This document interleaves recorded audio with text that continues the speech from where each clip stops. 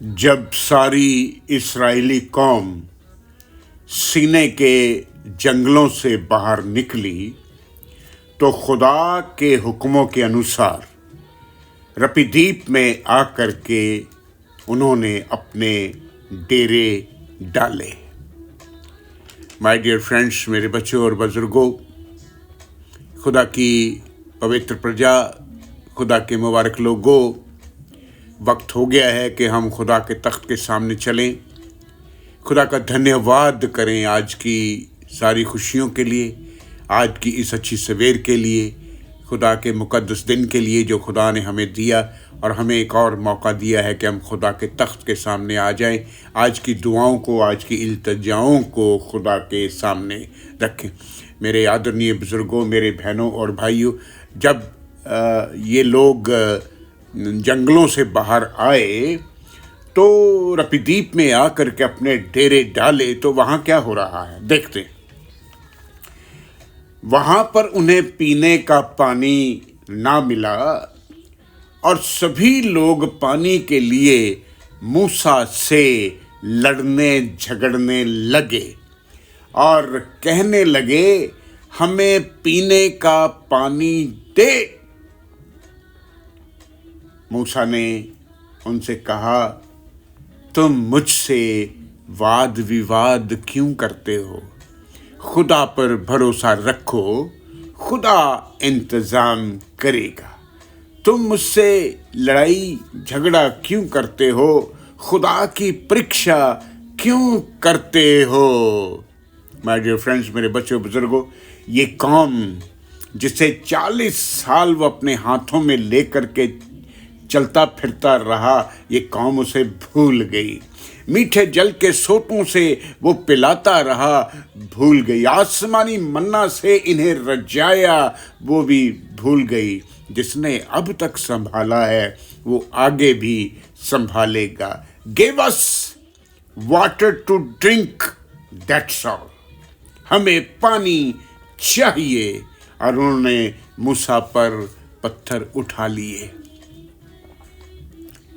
तब मूसा ने खुदा की दुहाई दी और कहा, ऐ खुदावन, मैं इन लोगों का क्या करूं?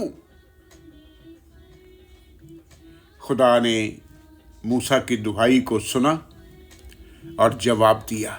अब जवाब सुनिए, क्या जवाब आता है। जो लाठी तूने नील नदी पर इस्तेमाल की थी, उसे लेकर होरेद पहाड़ की चट्टान पर चल। तुझसे पहले मैं वहां पहुंच जाऊंगा, मैं वहां मौजूद रहूंगा और उस चट्टान पर अपनी लाठी से प्रहार करना।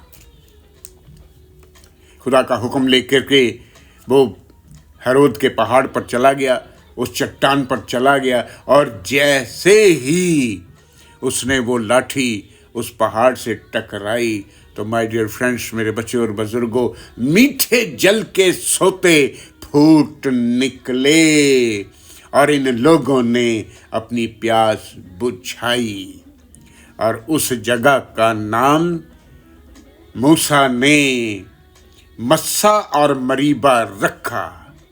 इसका मतलब होता है लड़ाई और झगड़ा, क्योंकि इन लोगों ने मीठे जल के सोते के लिए मूसा से लड़ाई की, मूसा से झगड़ा किया और अपने खुदावन खुदा की परीक्षा ली, खुदा का इम्तिहान लिया और कहा कि हम देखना चाहते हैं कि खुदा हमारे बीच में है या नहीं।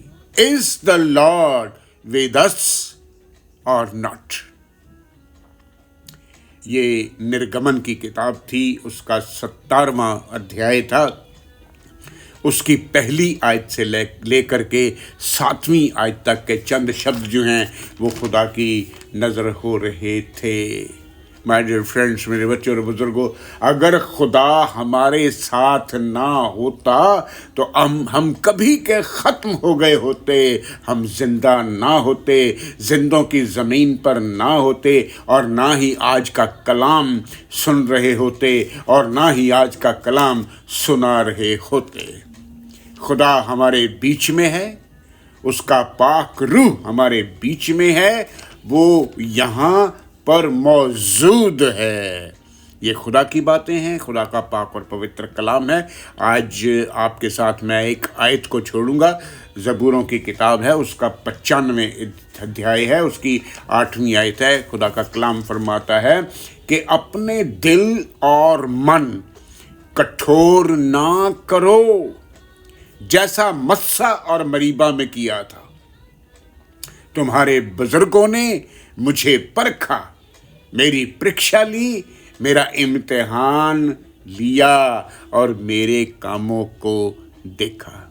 माय डियर फ्रेंड्स, छोटा मैसेज है कि अपने खुदा की कभी भी परीक्षा ना करना, कभी भी उसका इम्तिहान ना लेना, और अपनी मन्नतों को एकदम काम होने से पहले ही मन्नतें गुजार देना, ये समझ के कि जिस काम के लिए मन्नत रखी गई है वो पूरा हो चुका है। खुदा की बरकतों के साथ आज के इस पाक और पवित्र कलाम को मैं यहीं पूरा करता हूँ। खुदा बाप, खुदा बेटे, खुदा पाक रूह के नाम से आमीन आमीन। दुआ का वक्त हो गया है।